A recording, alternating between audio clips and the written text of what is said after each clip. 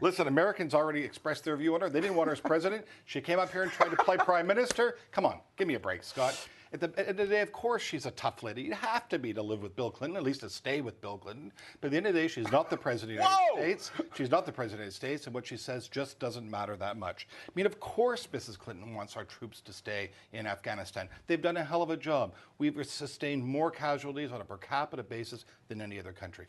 But our generals have said enough. Our forces need a pause, and they need to come home. So that's what we're going to do. But you know, at the end of the day, it's all for show. You know why it's for show? Because the Americans are going into the G8 and the G20 weak. So what do they do for domestic advantage? They beat up on their best friend. As best friends, we take it from them. All right. Listen.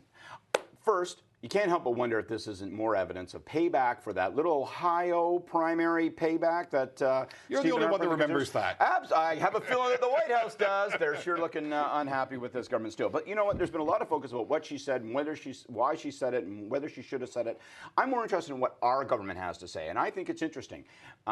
They've been pretty clear in responding with respect to the Arctic, been pretty clear in responding with respect to Afghanistan, have been clear as mud in responding to the question of maternal health. Again, this government will not clarify whether or not it's going to allow family planning and access to safe abortion. I don't understand why. What do you got to hide, brother? I think the government's been clear on all three of those issues. This week, Premier Ed Stelmach's brother, Premier Ed Stelmach of Alberta, his brother has quit the Premier's party and he's joined the Wild Rose Alliance, no less. That's the party that's eating the Tories' lunch and giving the Premier a Tylenol extra strength headache. Scott, what's going on? It just seems to go from bad to worse for this Stelmach guy. I know. You know, Steady Eddie, I think, needs to become Steely Eddie because, you know, it's starting to look like a bit of a dynasty in decay. And you know what it's like when a political party just starts to take on water. And that's the way it feels. I mean, Stelmach was elected as the rural insurgent, as the common man, as their champion against the party establishment. Yet the Wild Rose Party is playing that card and beating him at it. And, you know, we've got a sort of Sarah Palin-esque character leading the charge. We got a prairie fire burning out there. I think Eddie Stelmach is in trouble. And, you know, Stephen Harper's got to watch his back, too, because it could send his caucus. We have more common ground on this, actually, because at first I thought it was a bit much to accord some crazy relative this much press coverage. I mean, Alberta is the land of getting things wrong. You know, they predicted the Conservatives' demise there for a long time. Klein's demise, Stelmach's in the last election. But I'm beginning to wonder if maybe all of us missed something in the last election, you know, that returned Stelmach to power. And that was the low turnout and the expression of that low turnout. It does seem like the roots of that reform movement really are coming back to life. They seem to have some traction. And it does look like the Premier has missed that as it comes roaring back. On the other hand, this is the time of year for betrayal. So watch for Stelmach to come back in 3 days. You never know. Well, as far as I'm concerned, the Wild Rose Party, any party that's got Rob Anders signing up for it is something I don't want any part of. Couldn't be more happy that he's up there. All right, next up on the order paper.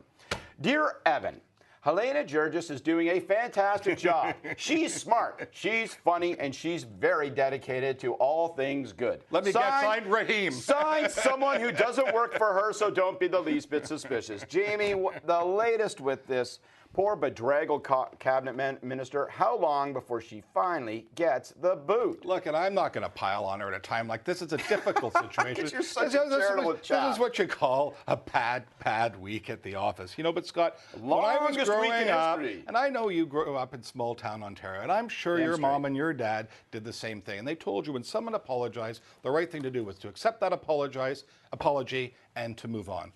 The ministers apologized, and it's time to move on. And it's also time for some perspective.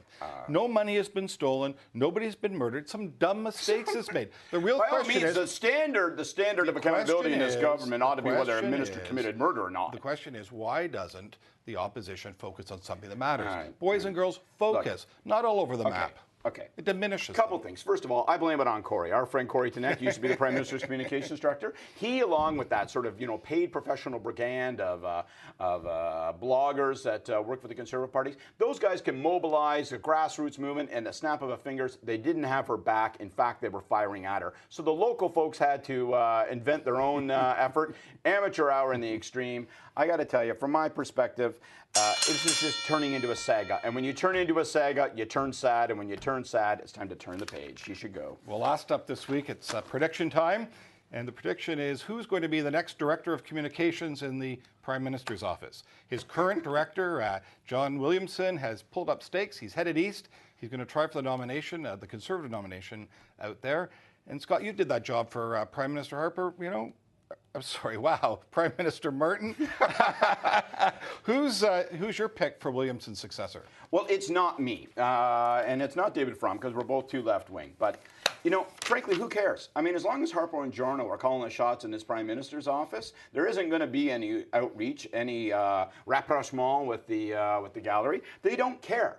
They just don't care. They view the media as the enemy, and they view anybody that actually reads the media as elite, fancy talking types that they don't want to have their vote. So, you know, my advice to the PMO, not that they would take it, is that they should actually surprise people, reach into the ranks for a pro. You know, Jill Vardy, former Financial Post reporter, is at the Bank of Canada. She's a pro. She'd be a great choice. Take somebody like Dan Dugas from Peter's office. That guy used to be in the gallery. Get a pro for First of all, I say it to John. Congratulations, good luck. I hope you win. You'll be a hell of an MP. You'll do a great job in representing those people from your hometown. But more than that, I think we've got to look at who could actually go in to do that. Looks like Helena's got a few extra communications people. Maybe she could ship a few others. But really, if you look at who you want in that job, someone with experience, someone with their pulse, their finger on the pulse of the nation, someone that knows recent history, I say, Don Newman, come on down. Let's bring Don Newman back. He'll be the next director of communications. That's right. That's my prediction. Be the Harper broadcast. All right, well, Evan, have a happy Passover. We're going to enjoy Easter. We'll be back in 1 week when I will still be right, and Jamie, you will still be wrong. See you next week, Evan. Thanks a lot.